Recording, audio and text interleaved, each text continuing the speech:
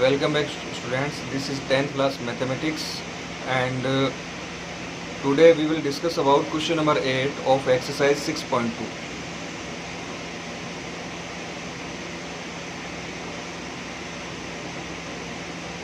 This is the exercise 6.2. So students, जो question number 8 है, according to this question we have prove that the line joining the midpoints of any two sides of a triangle is parallel to the third side.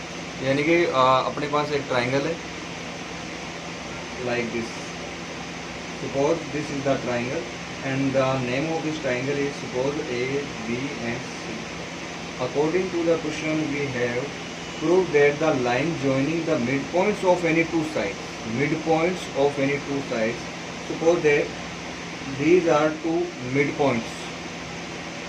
These are two midpoints and name of the midpoints are DE. Name of the midpoints are DE and this is the line joining the midpoints and the name of the line is DE. Is parallel to the third side. We have to prove DE is parallel to BC. यानी students जो DE है वो आपकी BC के क्या होनी चाहिए, parallel. ये अपने को क्या करना है, प्रूफ करना है. We have to prove DE is parallel to BC. Okay students, तो इसका आंसर आप इस तरीके से लिखो. सबसे पहले ना अपन ये लिख देंगे यहाँ पे प्रूफ क्या करना है. सबसे पहले अपन क्या लिखेंगे, प्रूफ क्या करना है. तो देखो स्टूडेंट्स, जब अपन प्रूफ करेंगे तो to prove DE is parallel to BC. अच्छा, इसके पहले आप है ना गिवन भी लिख सकते हो. You can write given also. कि गिवन में आपके पास एक ट्राइंगल है. You have a triangle with midpoints D and E. बस इतना लिख देना, midpoints D and E. उसके बाद में आप you will write to prove. यानी अपने प्रूफ क्या करना है, DE is parallel to BC. DE is parallel to BC. After doing this students, here you can see that D is mid point. यानी AB का मिड पॉइंट आपका D point. इसका मतलब ये हुआ कि इन दोनों का जो रेशियो है, अगर इसकी वैल्यू अगर 1 है तो इसकी भी वैल्यू क्या होगी, 1 होगी. मिड पॉइंट का मतलब यही होता है. अगर आपका AD 1 है तो DB भी क्या होना चाहिए, 1 होना चाहिए, तभी तो मिड पॉइंट माना जाएगा. अब जैसे मान लो सपोज दैट आपके पास कोई लाइन है इस तरीके से. मान लो ये AB लाइन है. अगर मैं यहाँ पे एक C मिड पॉइंट ले लेता हूँ. अगर ये टोटल AB है ना 4 सेंटीमीटर है, तो फिर इधर वाली 2 होगी और इधर वाली भी क्या होगी, 2 होगी. यानी इक्वल होनी चाहिए दोनों. मिड पॉइंट का मतलब ये है कि मिड पॉइंट जो है ना वो पूरी लाइन को इक्वल पार्ट में क्या करती है, डिवाइड करती है. तो ये जो D पॉइंट है ना वो AB को इक्वल पार्ट में क्या करेगा, डिवाइड करेगा. यहाँ पे भी 1 आ जाएगा और यहाँ पे भी 1. अच्छा, E is also a midpoint. So AE also will be equal to 1 suppose and EC is also equal to 1. इस तरीके से अपन स्टूडेंट्स यहाँ पे इस तरीके से लिख सकते हैं. अच्छा, ये 1 1 और इधर 1 1 इक्वल क्यों लिखा, because D and E both points are midpoints. After doing students AD upon DB, यहाँ अपन लिखेंगे D and E are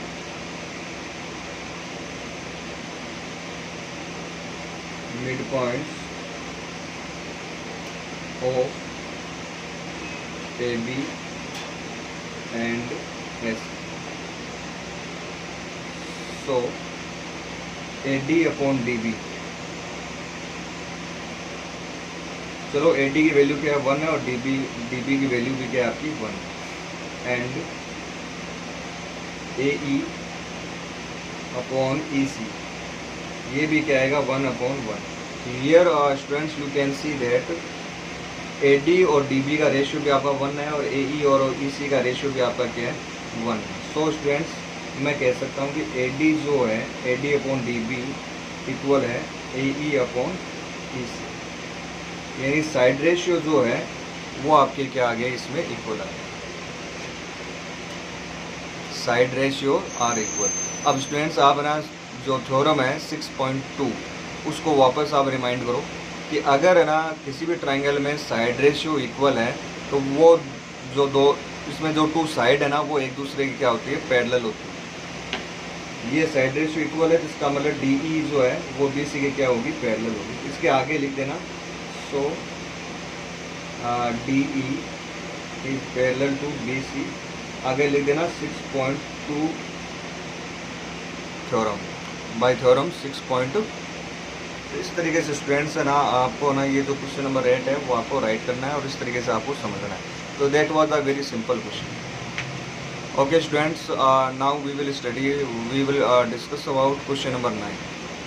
So first of all students please read this question carefully, and after then we will solve.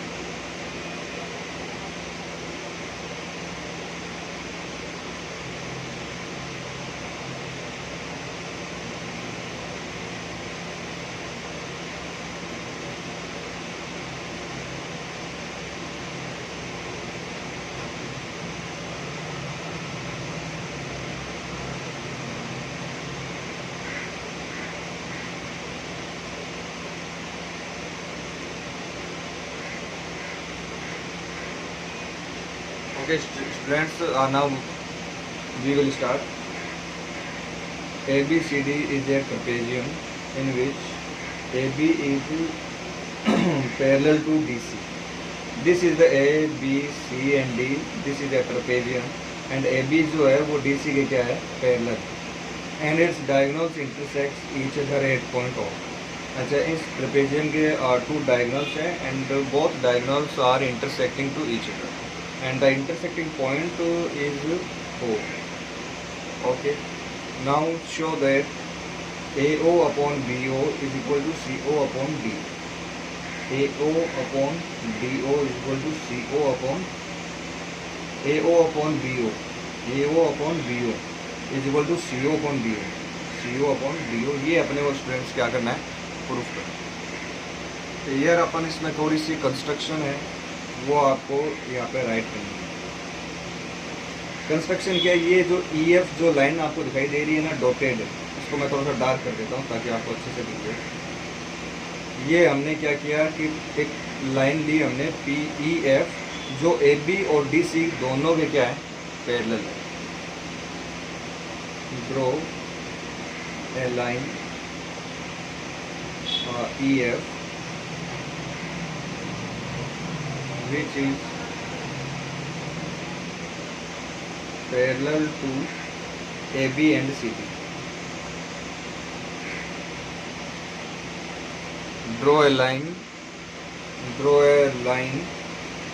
EF which is parallel to AB and CD. तो मेरे हिसाब से इसमें आपको कोई प्रॉब्लम नहीं है। ओके नाउ स्टूडेंट्स, अब अपन एक काम करते हैं, आपको ये ट्रायंगल दिखाई दे रहा होगा। इस ट्रायंगल का नेम है AD and C। Triangle AD, आप केवल इस ट्रायंगल पर ध्यान दो।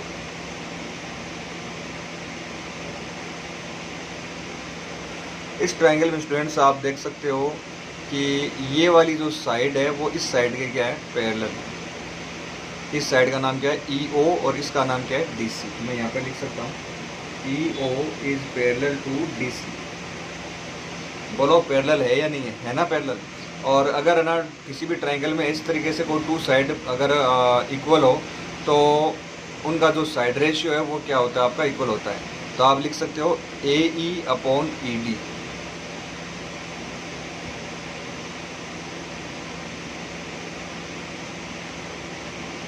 AE upon ED equal AO upon OC। AE upon ED it is equal to AO upon OC. This is our equation first. Okay students, now we will talk about next triangle, and you can see this triangle very well. Next triangle आप ये ले लो,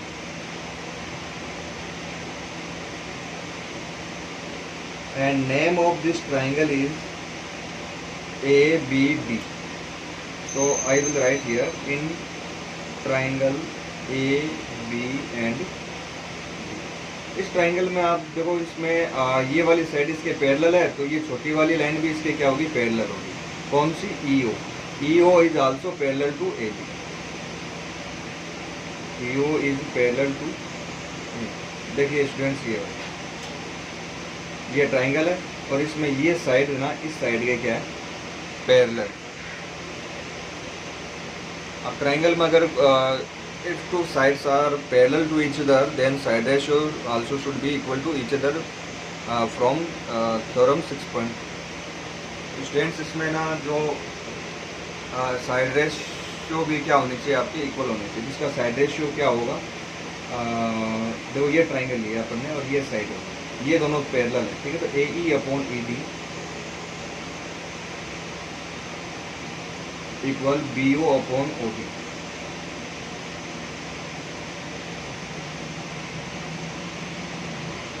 this is over equation 6। ये अपनी students equation कौन सी होगी, second. After doing this from equation first and second, here you can see that here we have AE upon ED and here we have AE upon ED। so both parts are equal to each other, so these parts also must have to equal to each other। ये दोनों आपस में equal है तो ये दोनों भी आपस में क्या होंगे स्टूडेंट्स, इक्वल होंगे। so you can write AO upon OC it is equal to BO upon OD।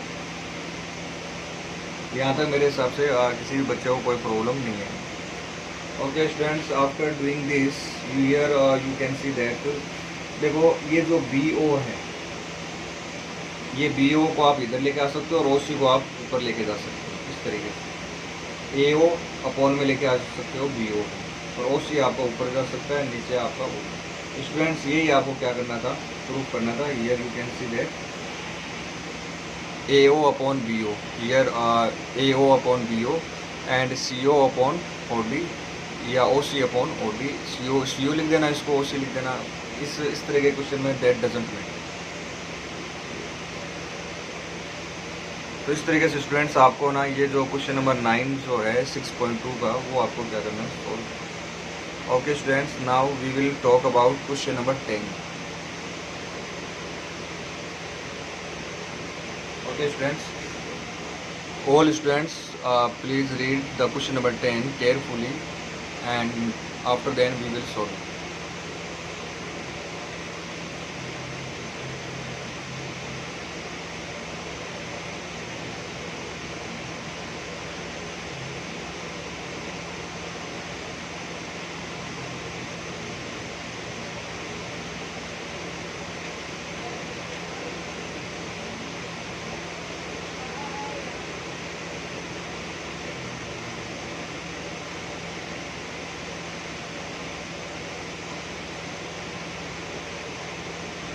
Okay students, let's start. The diagonals of a quadrilateral ABCD intersect each other at the point O such that AO upon BO is equal to CO upon DO। show that ABCD is a trapezium। अपने को proof करना है ABCD क्या है, एक trapezium. तो पहले आप ना डायग्राम जो है ना इसका, वो आपका यही बनेगा सेम। जो क्वेश्चन नंबर 10 है इसमें डायग्राम आपको ऐसे ही बनाना है। एंड आपके पास इस तरीके से एक ट्रेपेजियम है, 2 डायगोनल्स है, both diagonals are intersecting to at O। तो अपन डायग्राम ना यहाँ बना लेते हैं।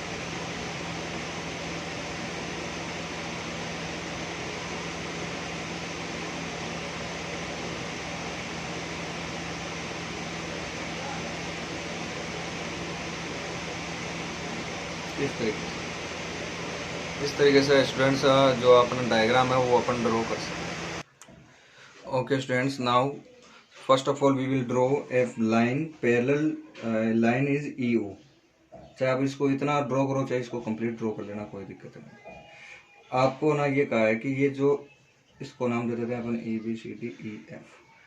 दिस लाइन है ना, this line is parallel to CD, यानी कि ये वाली जो लाइन है वो किसके पैरेलल हो गई स्टूडेंट, CD के। ये अपन एज्यूम कर लेते हैं एक बार के लिए इसको, कि ये जो लाइन है ना वो CD के क्या है, पैरेलल है।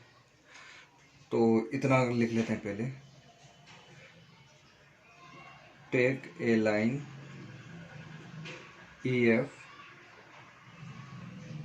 And EF is parallel to CD।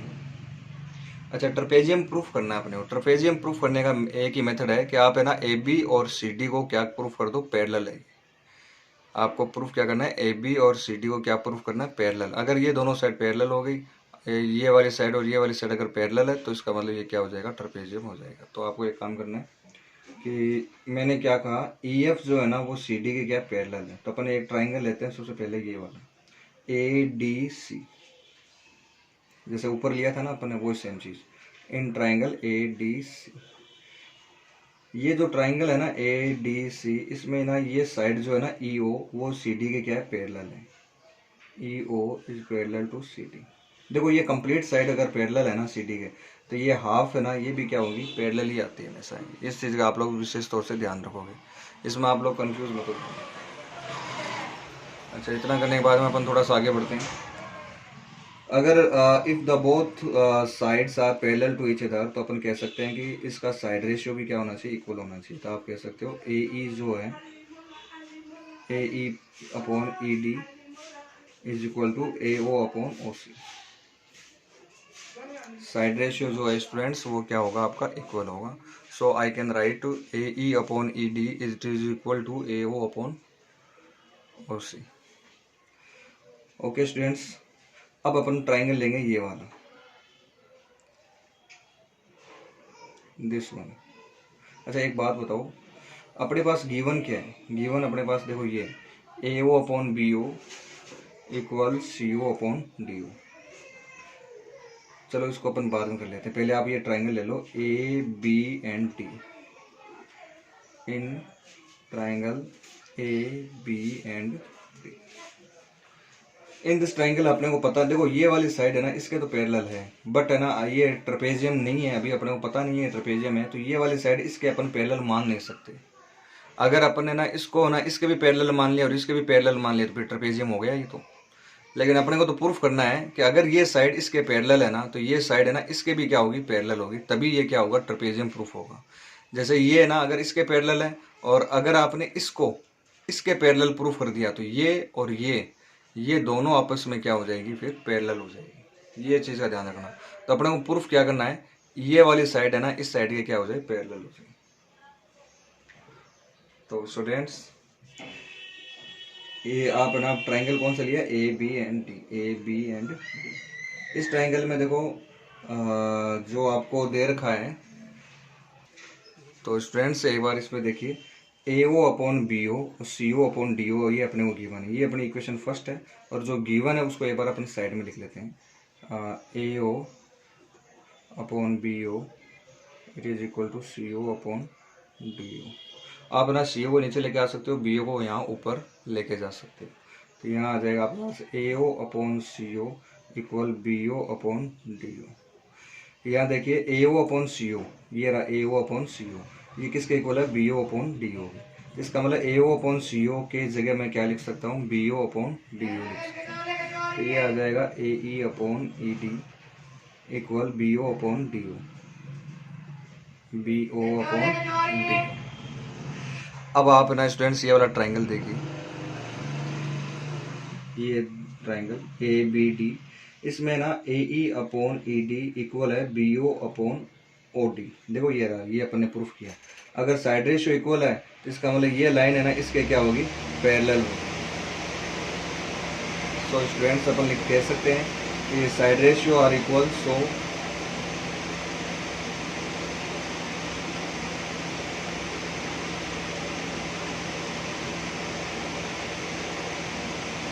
E F parallel to A. नीचे लिख देना इसलिए so this is a trapezium. ये क्या बनेगा, अपना एक ट्रपेजियम अपना बन सकता है। ये क्वाड्रिलेटरल जो है वो आपका क्या हो सकता है, ट्रपेजियम हो सकता है। इस तरीके से स्टूडेंट्स आपको ना ये प्रूफ करना है। तो ये जो 6.2 जो एक्सरसाइज है, now this is completed and today we will start next exercise 6.3।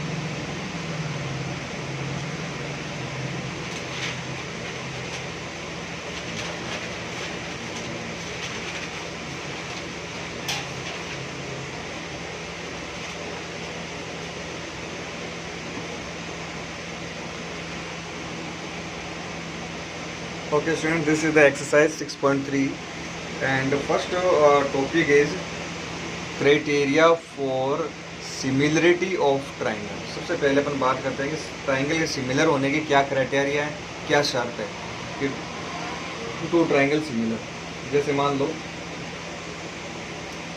एक ट्राइंगल है ए बी, दूसरा ट्राइंगल है अपने पास डी ई। तो इसके दोनों ट्राइंगल जो है, इन दोनों ट्राइंगल के आप देख सकते हो एक साइज में थोड़ा छोटा है और एक साइज में क्या बड़ा है। इसका मतलब दोनों ट्राइंगल आपके इक्वल तो नहीं होंगे, यानी दोनों ट्राइंगल कॉन्ग्रेंट तो नहीं है। कॉन्ग्रेंट क्या होते हैं, जो साइज में और दिखने में सब कुछ एक जैसा हो, ऐसे ट्राइंगल्स को अपन क्या बोलते हैं, कॉन्ग्रेंट बोलते हैं। लेकिन एक साइज में बड़ा है लेकिन एक साइज में छोटा है, लेकिन है दोनों एक जैसे ही, बस छोटे बड़े का फ़र्क है। बाकी ना ये हर एक एंगल वगैरह सब इक्वल है, तो ऐसे ट्राइंगल को अपन बोलते हैं सिमिलर ट्राइंगल। क्या बोलेंगे, सिमिलर। तो वही चीज़ यहाँ पे स्टूडेंट्स मान लो ये suppose that we have two triangles. Similar होने का फर्स्ट क्राइटेरिया क्या है कि कम से कम एटलीस्ट टू एंगल जो है ना वो आपके क्या होने चाहिए, इक्वल होने चाहिए। देखो एंगल ए है, सपोज करो डी के इक्वल है। Angle A is equal to D, B is equal to C, E and C is equal to F. ये जो तीनों एंगल है ना वो इन तीनों एंगल के क्या होने चाहिए, इक्वल होना चाहिए, पहला रूल है। तो अपन कहेंगे ये दोनों ट्राइंगल क्या होंगे, सिमिलर होंगे। कौन कौन सा triangle, A B and C, D E and F.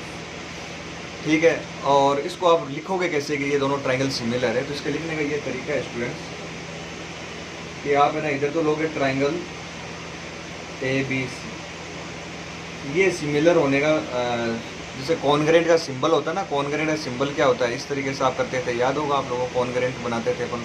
अगर if two triangles are congruent then you can write just like this, but now symbol of similar triangle only this one. इसमें नीचे equal वगैरह आपको कुछ भी use नहीं करना।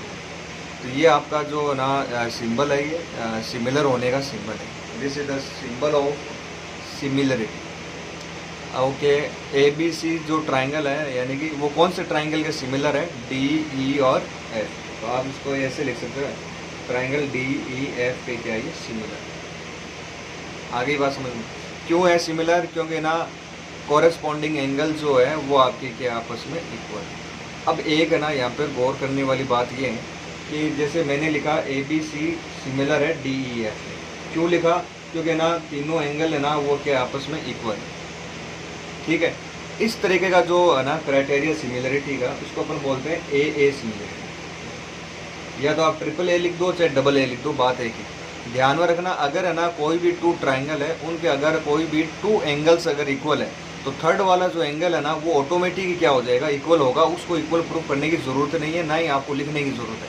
आप तो ना केवल है ना कोई भी टू ट्राइंगल दे रखे हैं और उनमें अगर आपने कोई भी टू एंगल इक्वल प्रूफ कर दिए, तो थर्ड वाला एंगल ऑटोमेटिक क्या होगा, इक्वल होगा। उसको प्रूफ करने की ज़रूरत नहीं है, और वो दोनों ट्राइंगल आपस में क्या होंगे, सिमिलर होंगे। इस बात का स्टूडेंट्स आप लोग ध्यान रखना। ओके, एक बात।